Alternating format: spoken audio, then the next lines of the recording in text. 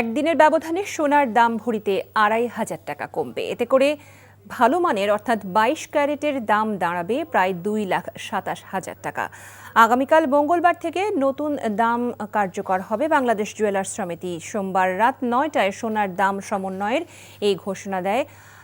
সোনার দাম ভরিতে বৃদ্ধি প্রায় ৩,১৪৯ টাকা। এতে করে ভালো মানের ২২ ক্যারেটের প্রতি ভরি সোনার দাম দাঁড়ায় ২,০২৯ টাকা ২৯,৪৩১ টাকা, যা দেশের ইতিহাসে সর্বোচ্চ। নতুন দাম অনুযায়ী আগামীকাল থেকে ২২ ক্যারেটের সোনার ভরি ২,৫০৮ টাকা কমে ২,২৬,৯২৩ টাকা হবে। এছাড়া ২১ ক্যারেট সোনার ভরি ২,৩৯২ টাকা কমে হবে ২,১৬,৬০০ টাকা। আজ পর্যন্ত ২১ ক্যারেটের সোনার ভরি ছিল ২,১৮,৯৯২ টাকা।